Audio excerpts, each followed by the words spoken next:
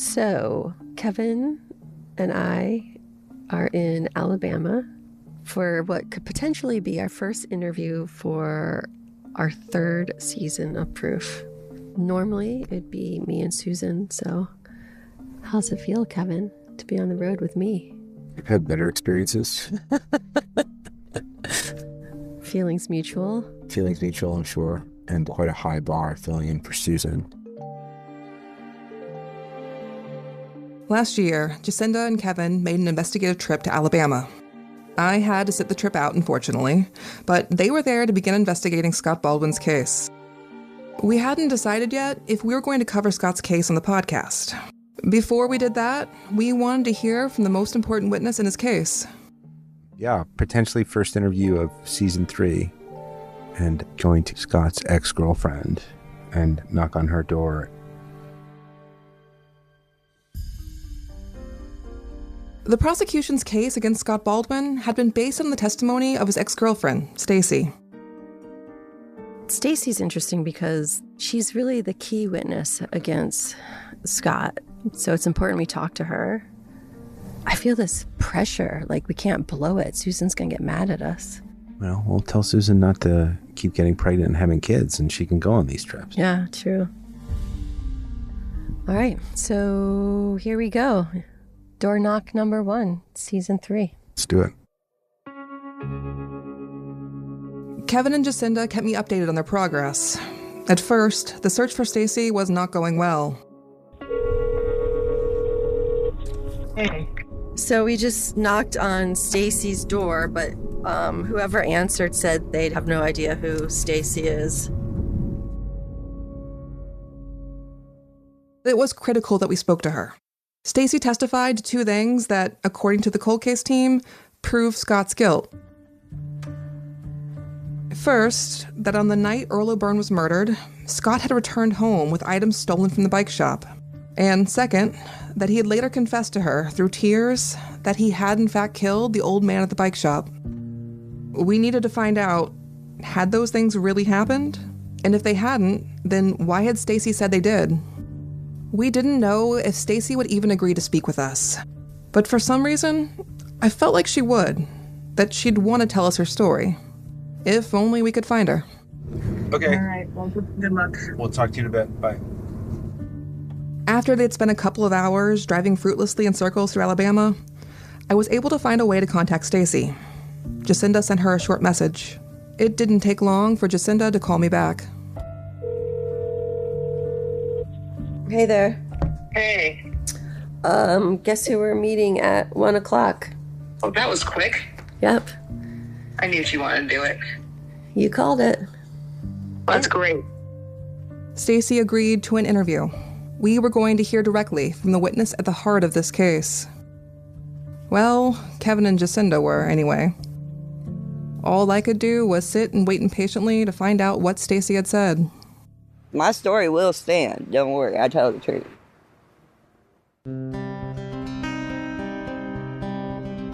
I'm Susan Simpson. And I'm Jacinda Davis. I'm an attorney and investigator. And I'm a true crime TV producer. And this is Proof Season 3, Murder at the Bike Shop. Proof is a Red Marble Media production in association with Glassbox Media. New episodes are released on Mondays, and on Thursdays you can catch our sidebar episodes where we talk about the case, talk to guests, and tell you more about what's going on behind the scenes.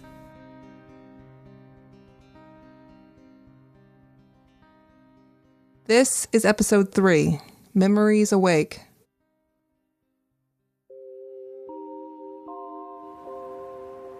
I think I was 16, maybe barely 17 when I met Scott. Young teenage love. Yes. We were actually engaged. I was going to marry him. That's Stacey. We sat outside in her yard by a busy road while the loudest cicadas I've ever heard buzzed around us. It was really noisy, but we were just glad she was willing to talk to us. Stacey told us about how she and Scott Baldwin met in 1987. At the time, she was going to beauty school. He was 18 years old and working at McDonald's, and Stacey fell hard for him. He was a cute guy, okay? Tall, dark hair, brown-eyed. guys, you know, so he kind of fit the build of what I was looking for. But he had a really big nose, no offense. So, you know, I'm like, well, I can get past his nose. But eventually, I just eventually fell head over heels, but just kind of put me under his spell for a while. Sometime around spring of 1988, Stacey moved in with Scott. So you lived with his mom? He lived with his mom. And there was actually a bedroom in the basement. That was our bedroom. It was around this same time that Stacey stopped going to beauty school and got a new job. I read in an article that you were working at Deja Vu. Yeah, I was getting to that. Yeah. Deja Vu is a strip club in Kalamazoo. This was the first, but far from the last time Deja Vu came up in an interview, because oddly, it's a place that comes up in several of the cold cases. Anyway, that's where Stacey ended up working. You know, I was looking for a job, and my oldest sister was like, hey, they're looking for dancers. At first, I was kind of scared of the thought, but she kept, you know, it's great, and you can make good money. I did go down, and I interviewed for that job. I knew my family needed it. I knew we needed money. And I just, you know, I kept going, and it was hard, and I think that's why when I did do some drugs back then, it just kind of came with the job. Scott didn't know a lot of that. I don't know if he ever suspected me doing anything, because I always try to keep that from him. The drug use he didn't He didn't know a lot of that. Stacey's lifestyle at this time would later become an issue at Scott's trial in 2001. In fact, it was front-page news in Kalamazoo's local newspaper. Here's what one article said under the headline, "O-Byrne Murder Witnesses Credibility Also on Trial." Stacey knows the questions are coming and realizes her past is about to be dredged up in a very public way. A former nude dancer whose fondness for cocaine led to arrests for shoplifting and bad checks. Stacey admits to a dicey 1980s lifestyle. Quote, she's got a history, end quote, admitted cold case detective Mike Workema. Stacey, there was an article, and I wish I could remember the headline, but basically it said something like, key witnesses character under question. Oh, yeah. They like to attack my character, but I'm going to tell you, my character is as strong as it is now than it was then. And they brought up drug use. Yeah, they tried every angle. Yeah, they painted me as this stripper drug addict strung out of my head. That's not really how it went down. Stacey told us she tried to keep her drug use hidden from Scott. She'd never known him to get involved with drugs. It wasn't really his scene. But Scott had his own problems at the time. He was a thief. He was a thief, Stacey told us. One day, for example, it's broad daylight. He sees this, he called them radar type buzz busters, whatever. He's seen one in somebody's car. And he just stops, gets out, busts the window, grabs it, gets back in with me. I'm just freaking out. There are a lot of things that Scott says Stacey has lied about, but this is not one of them. Scott acknowledged that Stacey is telling the truth here. He was a thief. I know this sounds stupid, but how do I say it? I'm not. I fucked up a few times as a kid. You'd walk by, hot summer day, I'd see a window open and a fuzzbuster sitting there beeping her lights and go, hey, look, reach in, grab it off the dash. Stupid little shit like that. Stupid things. It was just to impress people then. But it's hard. I grew out of that shit. I was like, all right, what are you doing, dummy?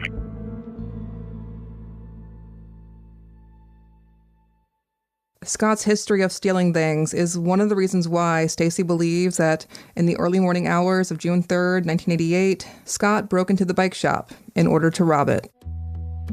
So let's talk about that. Why do you think Scott is involved in the bike shop murder? Well, I had gotten a phone call from a motorcycle shop or something saying that Scott had wrote a check there because my name was first on this count. I was responsible. At Scott's trial, Stacey testified that on June 2nd, the day before Earl O-Byrne was murdered, she'd gotten a call from an auto parts store where Scott had purchased some car parts for his Jeep. He had paid for them with a check from their joint checking account, an account that didn't have the funds to cover it. Stacey said that when she got that call, she'd been furious. He bounced the check. He bounced the check. We ended up fighting over it. And I told him, don't come back in this house until you have my money. I'm sick of it. And I don't know. Like, they asked me back then, what did you think he was going to do at that time? And I was like, I don't know. I was just angry. I didn't think that. Definitely wasn't thinking you were going to go do that. Scott left that night at around 10 p.m., Stacey says. And he'd been wearing black boots, black pants, and a black shirt. He didn't come back until the next morning, just before daybreak. There was a knock at the basement window. That was odd because he never came to the bedroom window before. I thought, this is your house. You've always come through the front door. And I remember I looked at his feet and there were spots of thick blood on his boots. Like, I'm talking blood splatters that are so big and thick I'm like gonna vomit. Stacey says that when Scott crawled in through the basement window, he'd been carrying something with him. And then he has this thing in his hand. It's obviously a part of a weapon. I had described it as like a chaired leg or a table leg, something. Cold case detectives would later conclude this was actually the murder weapon. The original investigators, who'd examined the crime scene back in 1988, had thought that Earl O-Byrne was beaten to death with a metal bicycle tire rim found in the little hallway where Earl was attacked. But in that same hallway, police had also found maybe a half dozen wood chips. It wasn't clear what they came from, but maybe, the cold case team thought, they'd been chipped off the murder weapon during the attack. Which would mean Earl O-Byrne had been killed with a wooden object, like the chair or table leg that Stacey described Scott coming home with. And Scott had some other things with him too, Stacey said. I remember him holding a bank bag, and he had a box, like Arm & Hammer soda, like cardboard box. It had a bunch of change like in it, and he had that with him. And so I remember the whole vibe when he came in was just so thick. Like, I don't know how to explain, just like I just felt something just was so bad.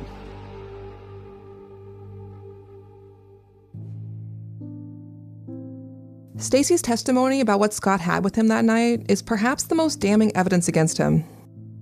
Investigators believe that whoever killed Earl O-Byrne had also stolen 4 things from the bike shop. 2 bank bags with about $100 in cash in them, and 2 cardboard boxes filled with change. If Scott came home on the night Earl O-Byrne was killed with a bank bag and a box of change, the obvious conclusion is that he'd stolen them from the bike shop. When he came home that night, you said he had a bank bag. Yes. How much money did he have? I didn't touch it. He opened it up and then tried to show me. I had nothing to do with it. I couldn't. I just seen money, bills. Stacey says that she knew instantly Scott must have stolen the money and change from somewhere. But Scott had stolen things before, and he'd always been cool and collected about it. This was different. I remember he took off his clothes and then he tried to get in bed to lay down. And I remember trying to lay next to him. And the feeling I had laying next to him, something was wrong. Something was bad wrong, and I knew it. Anyway, so he ends up going outside in the middle of the night, and he spray paints this Jeep in the middle of the night. In the middle of the night? Yeah, I'd never seen that before either. Spray painting the Jeep wasn't the only weird thing Scott was doing out in the yard, Stacey said. He also began burning his bloody clothes in a burn barrel. And then he took the bloody chair leg, or whatever it was, and hurled it across the street into a neighbor's yard. Somewhere between him out there burning stuff in the burn barrel, the chair wood thing. So he paints the Jeep and... and throws stuff in his burn barrel and lights it on fire. Did you see what he was burning in the burn barrel? I wasn't really allowed out in the yard. Okay. Stacey says she knew from how Scott was acting that morning that he'd done something serious. But she had no idea a murder had been committed until she saw an article about it on the front page of the Kalamazoo Gazette. That's when she realized that Scott must have robbed the bike shop and killed Earl O-Byrne. When did you feel certain that Scott had actually done this? From the morning he came, I guess from the day the paper hit the table and I saw it. Sky had told me a long time ago that the old man had basically gave him his first job. So, I knew he kind of knew the old man somehow. And so I got the paper and I went to Scott. And so I remember I picked up, I said, "Did you do this?" Stacey testified that Scott had seemed upset, acted like he couldn't believe she'd even ask a question like that. "No, I didn't," he told her. But Stacey told Kevin and Jacinda that not long after that, Scott changed his story. He told her that he had, in fact, committed the murder. I want to say he confessed within the week. I mean, I don't even want to say it was that long. I want to say he confessed to me within about a week after doing it. What Stacey told me and Kevin was that after confronting Scott with the newspaper article, she moved out of the basement bedroom that they shared and moved in with her sister. Then one night, she looked outside, and Scott's Jeep was there. I told my sister, I said, "It's Scott." I said, "That's fine. I'll go out and I'll talk to him." I got in the Jeep with him, and he was quiet for a minute, and then he put his head down, and he was like, "I did it. I killed that old man from the bike shop," and I put flowers on his grave because I felt bad. And I remember being like shocked, and I had no reason to ever doubt it.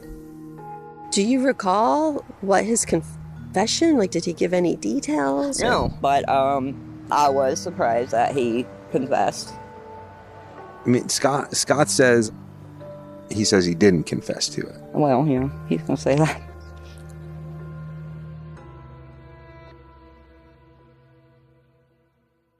When he confessed to me, I went the next day and went to my sister's, like, I think it was the next day. It was in a very short time frame. And that's when my brother-in-law overheard us and called Silent Zerber. So I didn't wait no time. But anyway, he was a very money-oriented person, and he hears me telling my sister, before I can even talk this out and figure out what I want to do, he runs and picks up the phone and calls Silent Zerber. Because he assumes there's a reward. He knew there was a reward. I didn't even know at that time, I don't think. There was, in fact, a reward. There were ads running in the Kalamazoo Gazette offering $75,000 for information that could solve the case. A few days after the call to Silent Observer, Kalamazoo's anonymous crime tip line, the original detectives on this case picked Stacey up and took her down to the police station. There, she was given a polygraph. And she also told them about Scott coming through the basement window and how he'd been covered in blood. And then he'd painted his Jeep. And she told them he also confessed to Earl O-Byrne's murder. And so you take the polygraph, they don't seem interested. No. And nothing. You don't hear anything else about it? Nothing. Kevin and Jacinda showed Stacey the report from Detective Sharon Whaley, who had performed the polygraph examination. Stacey had failed it. She asks you 8 questions. Responses indicative of deception were noted to the following questions: 1, 2, 3, 4, 5, 7, and 8. So, and so she does some more questions. It's like deceptive. Right. Which like I said, it doesn't surprise me. I was a nervous wreck. I probably didn't know half the things they were asking me. So she asks, subject was asked, that's you. Subject was asked if she had exaggerated any part of her story, as there were some things in her chart that didn't look very good. Mm-hmm. Subject then said yes, she did exaggerate parts of her story. She stated that she exaggerated the amount of blood that was on Scott's shirt. She further stated that actually all that she observed on Scott's shirt was one spot on the shoulder, and she couldn't even tell if it was really blood or not because the shirt was black. And this is what they're saying I said? Yeah. Now, I know they were throwing questions at me left and right. And I know I was nervous. And I know there was a lot of things going through my head. And I don't think I exaggerated things. But I don't know, because they had me a wreck. There's a statement in here. It says that Stacey was asked, what kind of person would make up a story like this if this story wasn't true? She said probably someone who was angry with their boyfriend or somebody who wanted the reward money. Yeah, that's what I said. I had a very distinct feeling like that's what they thought I was there for. And they couldn't have been further from the truth. But was Stacey telling the truth? She insisted to Jacinda and Kevin that Scott had confessed shortly after the murders, and that shortly after that, she'd come forward about it. She says that he confesses, the brother-in-law calls in the tip, and they go to the police literally within days of the murder. That's not true. The Silent Observer tip called in by Stacey's brother-in-law was made on June 23, 1989, a whole year after Earl O-Byrne's murder. Not a few days later, like Stacey told Jacinda and Kevin. And her interview and polygraph with the police was also an entire year after the murder. Today, as we sit here, how confident are you of the timeline of like when he confessed? And I mean, like I said, within days or so, yeah, I'm pretty confident. Stacey's stories about when Scott confessed to her have changed a lot over the years, from a few days after the murder to a full year later. But what we do know is the first time she talked to police, she certainly had a reason to be angry with her boyfriend, as she had said during her polygraph. Because 3 weeks before Stacey told police that Scott had killed Earl O-Byrne, Scott had been arrested for trying to cash a stolen check. A check that Stacey had forged for him. Here's Jacinda reading to Stacey what was written in that first police report.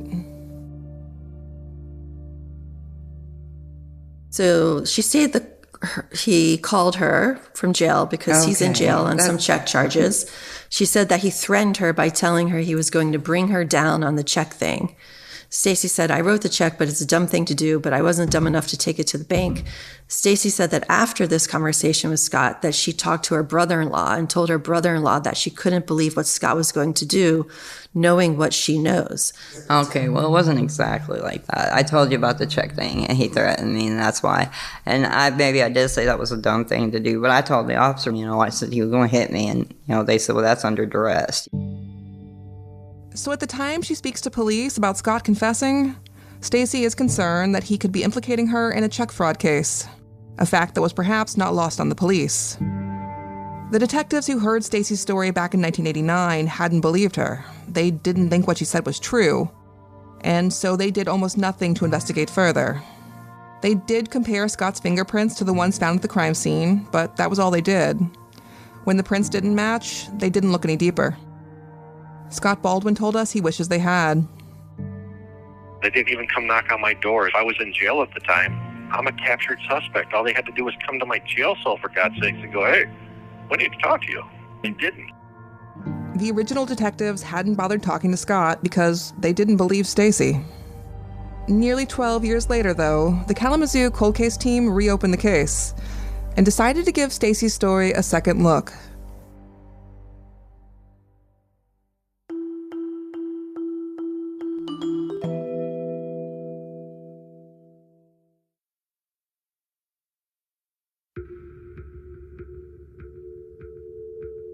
The first time I ever heard of Scott Baldwin's case was when Kevin and I interviewed Cold Case Team Detective Mike Workema for the 2020 Discovery ID show Killer in Question. Detective Workema declined to speak with us for this podcast, but when we talked to him back in 2020, Detective Workema had used Scott's case as an example of how polygraphs can get things wrong. It's a tool, and it's not infallible. Because I've been on both sides of where people have passed and people have failed, and we were totally wrong. Workema told us that guilty people can pass polygraphs. And after all, Jeff Titus had passed a polygraph, and they thought he was guilty. Turns out he wasn't, though, as we now know. But the reverse can happen too, Detective Workema said. In Scott Baldwin's case, he told us, the key witness, Stacey, had failed a polygraph, and so the original detectives hadn't listened to her. But Workema told us, quote, Stacey was actually telling the truth, and that's how we solved the crime. So people can fail polygraphs and be telling the truth. That's why, in 2000, when they reopened the investigation into the murder of Earl O-Byrne and found Stacey's failed polygraph, they didn't immediately disregard what she said. They decided they wanted to hear from Stacey for themselves. So Detective Madison gave Stacey a call, and what she told him convinced him they had to investigate further. So I told her, I said, well, we want to come down and talk with you. I talked to her a couple times, I think, before I said that. And I said, please don't waste our time. Tell me now. She goes, no, it's 100% true. I haven't seen him in a long time. I have no reason to try to get him in trouble, and I'm telling you the truth. Okay. So Mike and I drove down there, and she repeated everything sentence and verse. And I mean, just boom. You sure? You're not in trouble if you say, that's all bullshit, forget it, Or she goes, no, it's true. I have no reason to lie. What'd she say that made you think this is real? This is the real deal? She was just, she'd been off drugs for years and years and years. Mm-hmm. And, she was just nice, cool, calm, didn't get emotional about anything. She just sat there and just told us the same stuff. It wasn't just Stacey's demeanor that was convincing to the cold case team. After Earl O-Byrne's murder, there'd been money missing from the bike shop, 2 bank bags with cash, and 2 cardboard boxes with change. Stacey had talked about a box of change in her 1989 statement to police. She remembers the cold case detectives telling her how significant that was. They said that drew them to it was basically that little box of change. I said things in the first interview I guess nobody would know unless they were there or was close to whoever. Right. So they said that there were things in your first statement that made them think... Yes, it brought them back to me. Earl O-Byrne had kept his change in Lipton soup boxes. Stacey says Scott came home that morning with a small box of change, like a baking soda box. Not an exact match, but still it's pretty close. But Stacey's 1989 statement did not mention the other item taken from the bike shop, the bank bags. 1 black and 1 green and tan with writing on it. But in 2000, after the cold case team reached out to Stacey, they asked her to do something for them. He said, write your story down. Just write down what you can remember. So I wrote like 45 pages and sent it to him. In that 40-plus page letter, Stacey wrote that when Scott came in through the basement window that night, quote, I remember he had a bank bag of some kind. I believe it was green with some kind of writing. This sounds very much like one of the bank bags that Karen Raymond said was missing from the bike shop. It was green and tan and had the word Safari written across it. Stacey's story must be true, the cold case team reasoned. How else could she have known about the green bank bag, unless Scott has stolen it and shown it to her? I don't see any other way around it. I've asked myself that question so many times, and it just comes back to he's guilty of it, that he did it. His actions, his things, everything went in, but with all that, I just don't see any other way. Stacey's knowledge of the green bank bag seems like compelling evidence against Scott, but she hadn't remembered Scott having a bank bag at all until 12 years later, after she spoke to the cold case team. What would cause her memory to change like this? Other parts of Stacey's statements have changed over the years as well, like about when and where and how Scott confessed to her. Back in 1989, she told police that Scott confessed shortly after the murder. But at Scott's preliminary hearing 12 years later, Stacey testified under oath that Scott had actually confessed to her on the same day that Silent Observer tip was called in, June 23rd, 1989, a year after the murder. She said that Scott had picked her up from work at Deja Vu, and while driving her home, he'd tearfully confessed to killing Earl O-Byrne. Then about an hour later, after dropping her off at her sister's house, he'd called her on the phone and said, "If you ever tell anyone what I said, I will kill you too." Except, as Scott explained, all of this is impossible. Couldn't have happened. I was in jail, I know, because they verified, hey, wait a minute, he was in jail. He's sitting in the county jail. There's no way he could be driving down the road with her and tell her this. So her calling the police saying, Scott was just driving down the road with me and he confessed that he did this murder. Wait a minute, it's impossible. When Stacey told this new story at the preliminary hearing about Scott picking her up from work and confessing on June 23rd, 1989, Scott's defense attorney pointed out that he'd still been in jail on the check fraud charges. There's no way he could have been driving Stacey around anywhere. So maybe that's why at Scott's trial, Stacey changed her story once again and testified that she didn't know when Scott confessed to her. She simply couldn't remember, which is very different from what Stacey said in 1989, and also from what she said in 2025 to Jacinda and Kevin. So when he confesses to you, you said it was like the next day. I think it was the next day. Very shortly after. Stacey's changing stories fit a pattern that comes up in almost all of the Kalamazoo cold cases we've looked at. You see the same thing again and again. The witnesses in these cases often testify to something very, very different from what they first told police. And their new statements at trial are far more damning of the defendants than what they'd originally said. Scott Baldwin's attorney, Olivia Vigiletti, has run into this problem before. Witnesses' stories have changed over time, so it's just harder. Cold case teams are particularly ripe for this kind of inaccuracy because, one, we're farther and farther in time from the crime, and we know that witnesses' first statements and kind of all of that initial stuff is the most reliable evidence.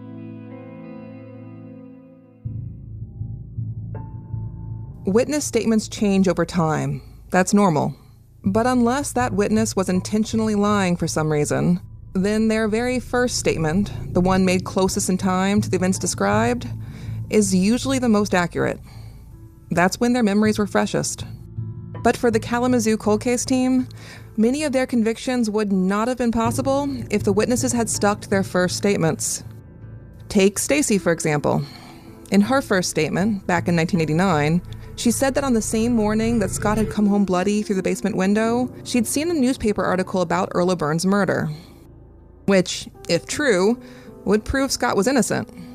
It would mean whatever Stacey is talking about happened on a different day altogether from the murder. Because on the morning of June 3rd, the Kalamazoo Gazette had not yet published any articles about Earl O-Byrne's death. His body wasn't even found until 9 a.m. that day. And Stacey says this all started happening at daybreak.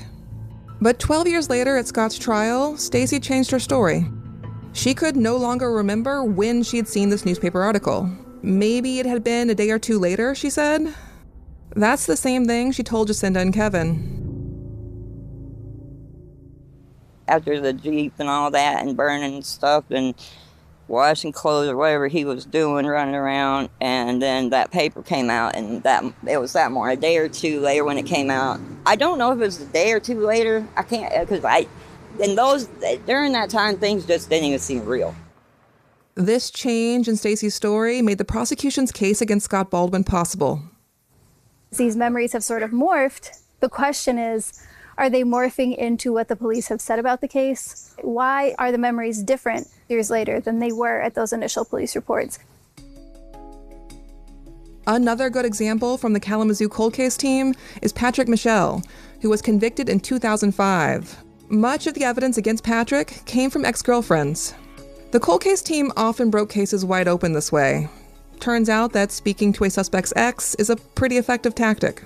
But what these ex-girlfriends said at trial was often wildly different from what they'd said in their first police statements. This was certainly true for the witnesses who testified against Patrick Mishall. I've done 23 years now, and I haven't killed anyone. I never even thought about doing it. It was such a terrible thing that happened to her. I broke down and cried. I had to go out of the courtroom when they were showing the pictures. I couldn't take it. It was horrible.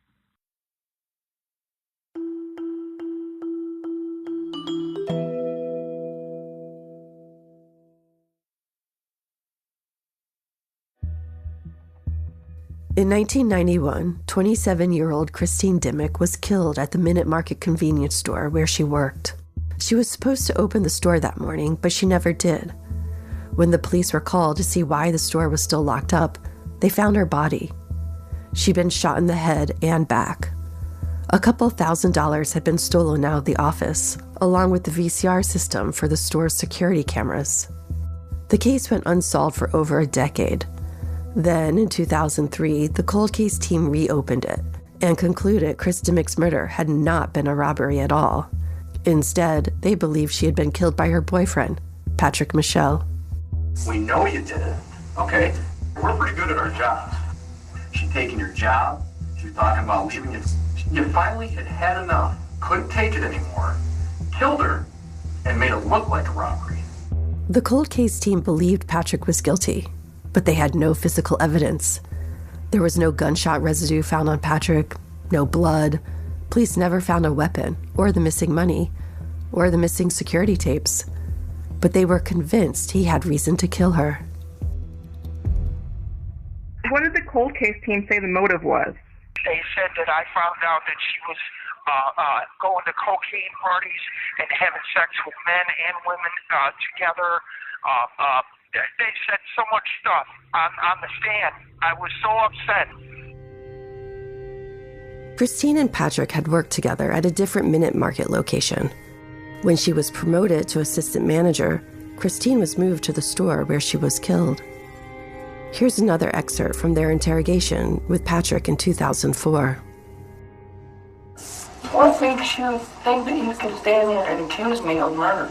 Because what I did in that report right there. I didn't do a damn thing. I don't believe that. Well, then why are you lying to us, Patrick? I'm not lying to you. Are. We already know that. Because we're the cold case team, and that's what we do. And we're good at it. And we're 10 and that's all we have to do. 10. We have 6 investigators that have nothing to do 24/7, that live and breathe this investigation right there. That's all we had to do. All we had to do was interview whoever we need to do. We can go anywhere. If I said, Chief, I'm telling you right now, we have got to go to the Virgin Islands because that's where our guy is. We're going. Okay? We have that freedom because we build a reputation getting people arrested and held accountable. Like the detective said in the tape, we're the cold case team, and that's what we do, and we're good at it. Patrick Mishall was conviction number 13 for the Kalamazoo Cold Case Team. He has always maintained his innocence. Yeah, I was really in love with that girl, I'll tell you. It was something else. I would have done anything for her. There's no way I could have done it.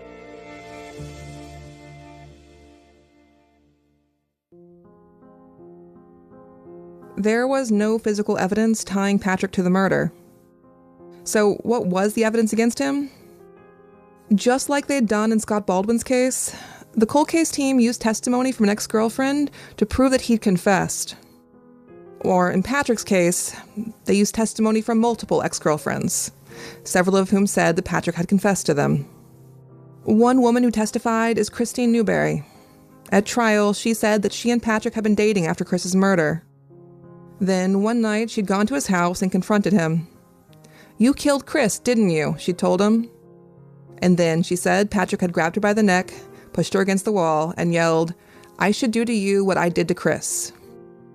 But when I talked to Patrick Mishall, he told me that they never actually dated. We were friends, but she wanted a lot more than friendship, and I didn't want that from her.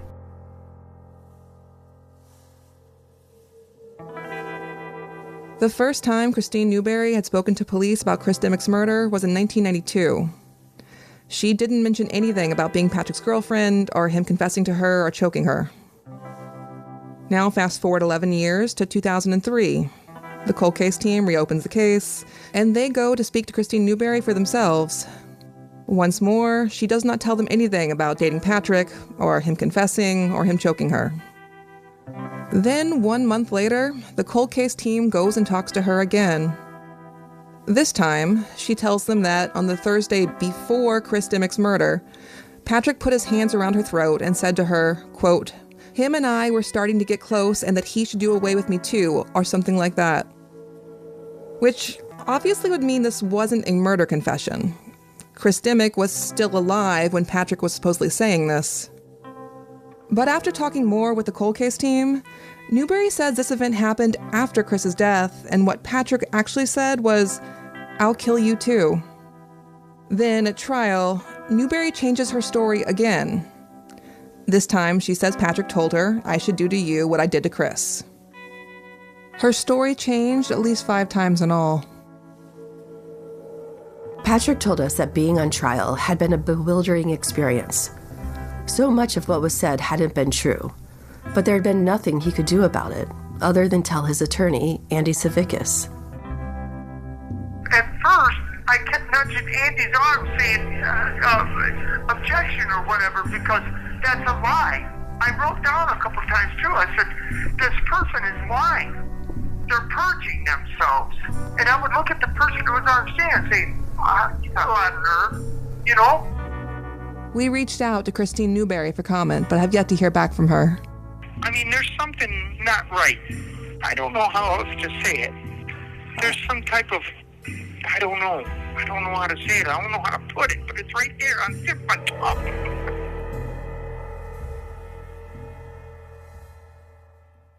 And then there's witness Debbie Brown. She spoke to police shortly after Chris Dimmick's murder, but at the time, she didn't tell them anything about knowing Patrick herself.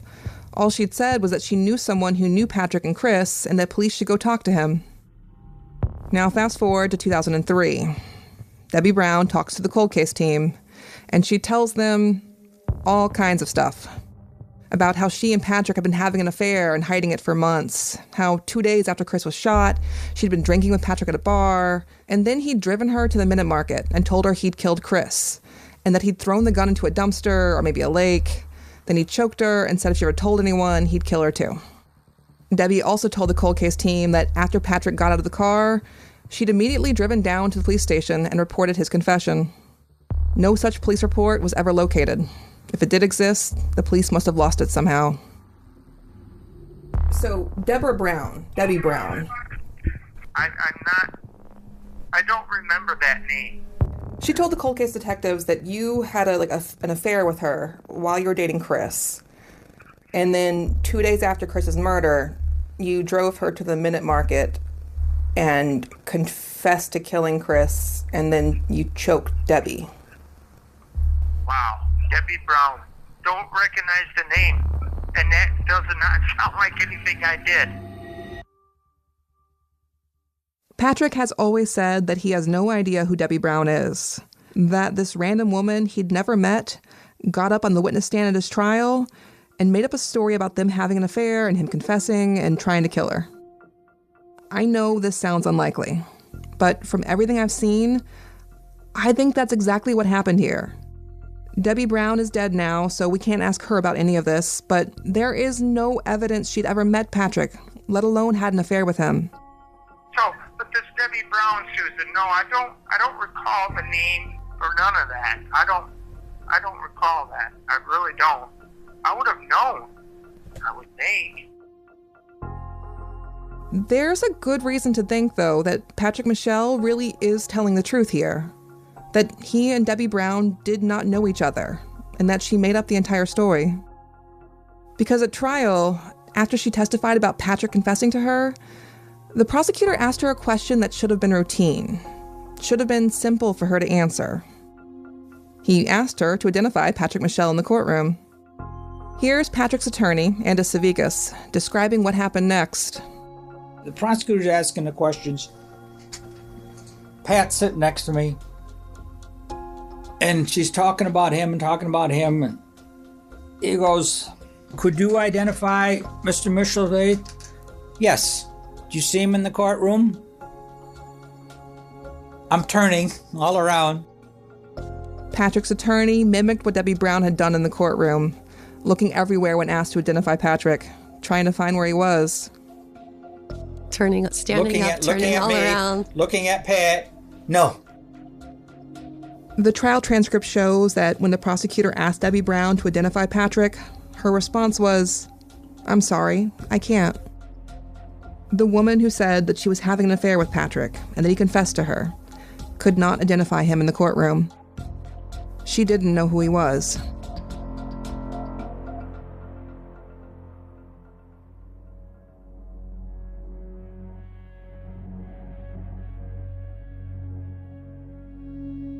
This pattern of witnesses changing statements is something you can see consistently throughout Kalamazoo cold cases. In Scott Baldwin's case, in Patrick Mishall's case, and other cases too. It happened in Jeff Tice's case as well. That's the cold case defendant who was exonerated in 2023. Jeff's neighbor, a woman named Bonnie Huffman, told the original detectives back in 1991 that she didn't see Jeff in their neighborhood near the crime scene until many hours after the murder. But then, in 2002, cold case team detective Mike Workema went to talk to her, and then he talked to her again, and then he talked to her again. And each time, Bonnie Huffman's statements got more and more damning for Jeff Titus. Until at trial, she testified that he'd been there just minutes after the shooting occurred. Here's cold case detective Rich Madison describing what happened when he confronted Detective Mike Workema about the witnesses' changing statements. And when Workema went down and talked to her, all of a sudden she changed the time and put him there earlier. And I suspect, and Mike and I are friends, but we had a big argument on this one. And I got thrown off the case. Because of this? Because of Bonnie Huffman? Yeah.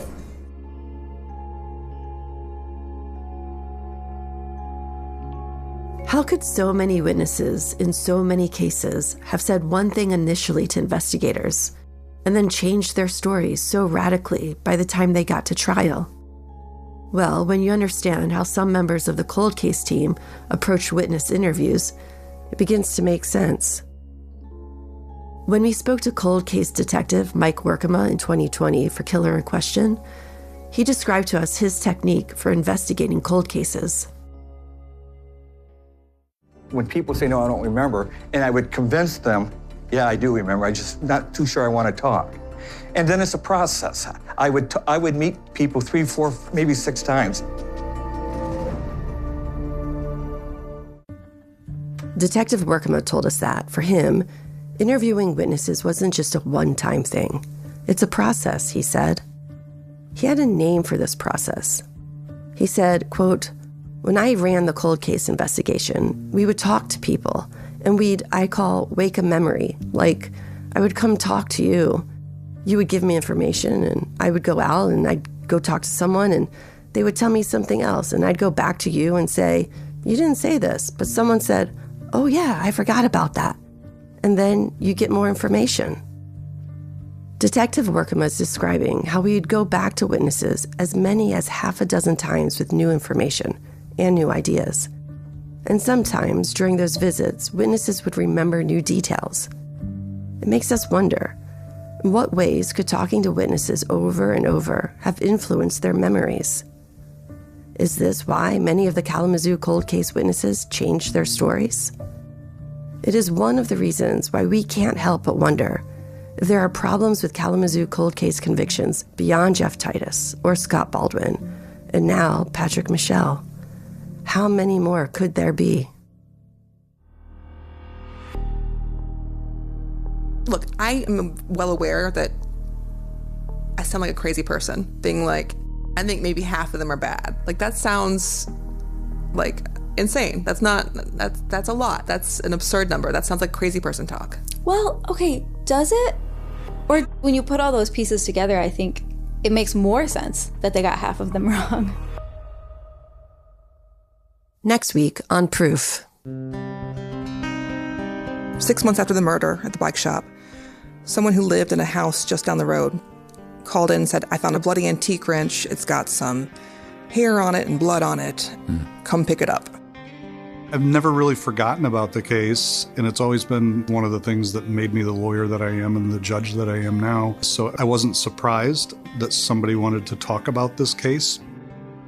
And we found these friends of theirs back then who were able to substantiate about the Jeep.